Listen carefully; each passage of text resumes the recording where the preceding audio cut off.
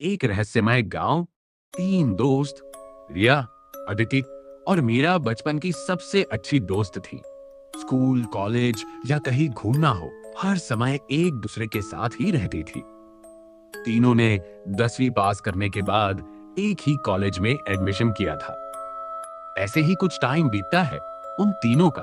अब वे media studies के final year में थी।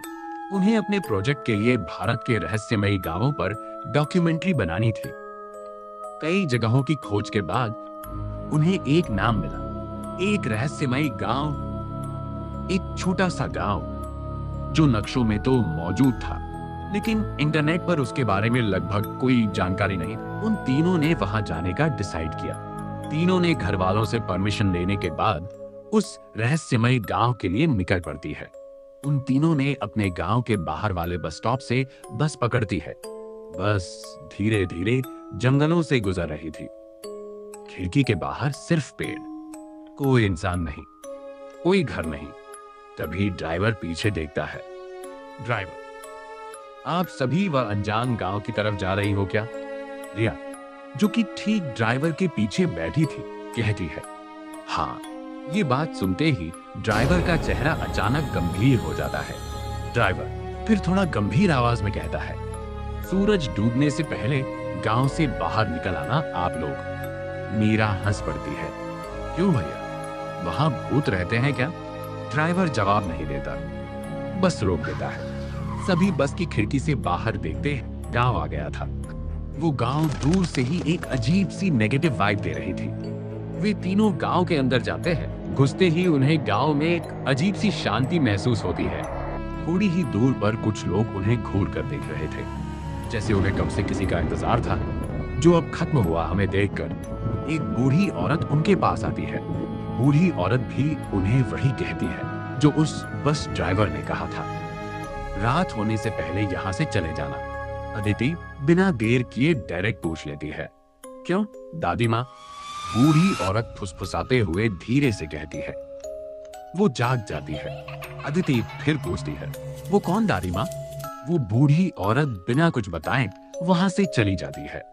रिया कैमरा निकलती है और तीनों मिलकर रिकॉर्डिंग करना शुरू करते हैं। ये तीनों एक बूढ़े व्यक्ति के पास जाते हैं जो पास ही में बैठा हुआ था।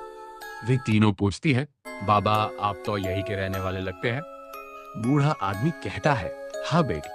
फिर अदिति उस बूढ़े व्यक्ति से पूछती है, बाबा हमें वो बूढ़ी अम्मा ने ये क्यों बोल रही थी कि रात होने से पहले चले जाना?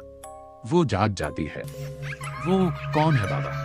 बूढ़ा आदमी थोड़ी देर तो चुप रहता है। वो बूढ़ा व्यक्ति बताता है। रिया भी अपना कैमरा ऑन कर लेती है। 50 साल पहले गांव में एक लड़की रहती थी।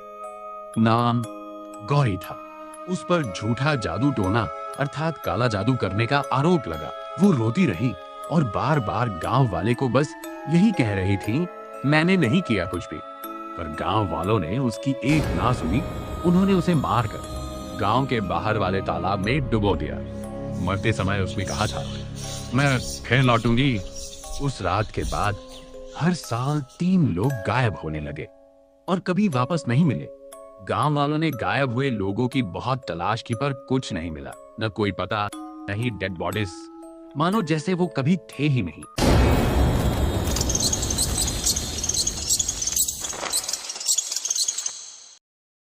उन तीनों लड़कियों को यह सुनकर थोड़ा डर तो लगा, लेकिन फिर वे वहां से हंसी मजाक करते हुए कैमरा बंद करके वहां से गांव के ओर अंदर चली जाती है। उस रात लड़कियां गांव के एक गेस्ट हाउस में रुक जाती हैं। बाहर मौसम भी थोड़ा खराब होने लगा था। थोड़ी देर बाद बाहर तूफान शुरू हो चुका है। लगभग रात के 12 बजे के आसपास अचानक मीरा की आंख खुलती है। वो देखती है कि खिड़की के पास एक लड़की सफेद कपड़ों में खड़ी है। उसके बाल भीगे हुए और सिर झुका हुआ था। उसे देखकर मीरा डर जाती है। वो पूछती है, कौन है वहां? फिर तभी मीरा दोबारा खिड़की की ओर देखती है तो वहां कोई नहीं था। मीरा सोचती है ये शायद उसका वहम था। सुबह उस बूढ़ी अम्मा और उस बूढ़े व्यक्ति की कही बातें दिमाग में घर कर गई है शायद। मीरा फिर सो जाती है। सुबह होती है। रिया और अदिति मीरा के कमरे में आते हैं उसे उठाने। वे दोनों जब उसके कमरे के पास पहुंचते हैं तो देखते हैं कि गेट खुला हुआ है। वे अंदर जाते हैं पर मीरा कमरे में नहीं थी। उसका कैमरा कमरे में पड़ा था। रिया और अदिति घबरा जाती है क्योंकि मीरा अपना कैमरा हमेशा अपने पास ही रखती थी। उसे फोटो खींचने का बहुत शौक था पर कैमरे को नीचे गिरा देख दोनों घबरा जाती है। कैमरे में रिकॉर्डिंग अब भी चालू थी। अदिति कैमरा उठाकर रिकॉर्डेड वीडियो को रिप्ले करती है। उस वीडियो में मीरा रात को अपने कमरे से बाहर की ओर जा रही है, जैसे कोई उसे बुला रहा हो। फिर स्क्रीन ग्लिच होने लगता है और एक चेहरा दिखाई देता है, पूरी तरह काला, सिर्फ सफेद आंखें। वो गोरी थी। अदिति और रिया दोनों मीरा को ढूंढने निकलती है। गांव के बाहर आसपास के जंगलों में मीरा को ढूंढते ढूंढते वह जंगल के बीच में पहुंच जाती है। उन्हें वहां एक पुराना मंदिर मिलता है। मंदिर पूरी तरह टूटा हुआ था, बिल्कुल एक खंडर जैसा लग रहा था। वे दोनों दबे कदमों से अंदर जाती है। अंदर हजारों नाम लिखे हुए थे, गायब लोगों के नाम। और तभी रिया की नजर सबसे नीचे वाले नाम पर पड़ती है, मीरा। वो दोनों वहां से दौड़कर बाहर आती है। उन्हें गांव के बाहर एक काला तालाब दिखाई देता है। पानी पूरी तरह स्थिर था, जैसे शीशा चमक रहा हो। रिया तालाब के पास जाती है। जैसे ही रिया तालाब में झांक कर देखती है तो उसे अपना प्रतिबिंब नहीं दिखता, बल्कि गोरी का चेहरा दिखता है। वही गोरी जिसे 50 साल पहले गांव वालों ने मारकर तालाब में फेंक दिया था। रिया वहां से जोर से चीखते हुए गांव की तरफ भागती है। अदिति भी उसके पीछे पीछे गांव की तरफ भागी है। गांव के अंदर घुसते ही उन्हें एक बूढ़ा पुजारी दिखता है। रिया दौड़कर पुजारी के पास जाती है और सिसक के रोते हुए बोलती। पुजारी उसे ऐसे देखकर ही सब समझ जाते हैं। पहले तो पुजारी उसे एक ग्लास में पानी देते हैं। अदिति भी वहां आ चुकी थी। अब वह बूढ़ा पुजारी फिर उन्हें बताता है, गौरी कभी मरी ही नहीं थी। वह तालाब में फंस गई थी। दिनों तक मदद मांगती रही, लेकिन किसी ने उसे नहीं बचाया या बचाने की कोशिश तक की। उसकी आत्मा बदले की भावना से नहीं, बल्कि सच्चाई बताने के लिए अति है, बार बार। फिर पुजारी एक लंबी सांस लेते हैं और कहते हैं, असली राक्षस गांव के नीचे एक पुरानी सुरंग में छुपा है। हर साल गांव वाले 3 लोगों की बलि देते हैं उस राक्षस को, ताकि गांव सुरक्षित रहे। लोगों को गायब गौरी नहीं कर रही थी, ये गांव वालों ने उसे फंसाया था। गांव वाले असली अपराधी है। अदिति हिम्मत करते हुए पुजारी जी से गांव के नीचे बनी सुरंग में जाने का रास्ता पूछती है। पुजारी भी उन्हें रास्ता बताते हुए कहते हैं, तुम दोनों डरना मत। वे दोनों हिम्मत करते हुए गांव के नीचे बनी सुरंग की ओर चल देते हैं। उन्हें गांव के आखिरी छोर पर नीचे जाने का एक रास्ता दिखता है।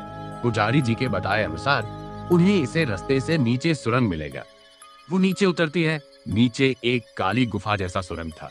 वे दोनों चुपचाप धीरे धीरे अंदर की तरफ चली जाती है। थोड़ी ही अंदर गई थी दोनों कि उन्हें मीरा की आवाज सुनाई देते हैं। वो मदद की आवाज लगा रही थी। उन्हें ये सुनकर थोड़ी राहत मिली। भगवान का लाख लाख शुक्र है, मीरा ठीक है अभी। उसके हाथ पैर बांधकर गांव वालों ने बंदी बनाए हुई थे। लेकिन अदिति को उसके पीछे सैकड़ों परछाइयां खड़ी दिखाई देती हैं। वो रिया को रोककर कहती है, रिया, मीरा के पीछे कौन है वो लोग? रिया देखती है मीरा के पीछे और वो वही जम जाती है। वे वो गायब हुए लोग थे जिनको यहाँ गांव वालों ने बलि दी थी। तभी उन्हें कुछ लोगों की कदमों की आहट सुनाई देती है। गांव वाले सुरंग के अंदर आ रहे थे और आपस में बात कर रहे थे कि जल्दी चलो, बलि की प्रथा शुरू होने वाली है। तभी पूरा तालाब उबलने लगता है। आसमान काला हो जाता है। गौरी की आत्मा अचानक गांव वालों के सामने आ जाती है, लेकिन वह तीनों लड़कियों को नुकसान नहीं पहुंचाती। वह पूरे गांव के सामने अपने साथ 50 साल पहले हुए अपराध का बदला लेते हुए कहती है, तुम लोग ने मुझे जानबूझकर मार डाला था। गांव वाले डर जाते हैं। तभी तालाब फटने लगता है, सुरंग टूटने लगती है। आदित्य मीरा के हाथ पैर की रस्सी खोल देती है। तीनों लड़कियां बाहर की ओर भागती हैं। पूरा खंडर टूटकर बिखर जाता है। कुछ गांव वाले अंदर ही दब गए और कुछ बाहर निकलने में सफल रहे। अगले दिन सुबह पुलिस गांव पहुंचती है, लेकिन पूरा गांव गायब था। बंजर जमीन जैसे वहां कभी कुछ था ही नहीं। रिया अपनी रिकॉर्डिंग देखती है और पुलिस वाली को भी दिखाती है। रिकॉर्डिंग में सब कुछ मौजूद है, सिर्फ एक को छोड़कर। गौरी पूरी रिकॉर्डिंग में कहीं दिखाई नहीं देती, मानो वह कभी थी ही नहीं। रिया कैमरा बंद करने लगती है। तभी वीडियो के आखिरी कुछ सेकंड बचे थे। आखिरी फ्रेम में पीछे कोई खड़ा था। सबको एक लड़की दिखाई देती है, भीगे बाल, सफेद कपड़े और मुस्कुराता चेहरा।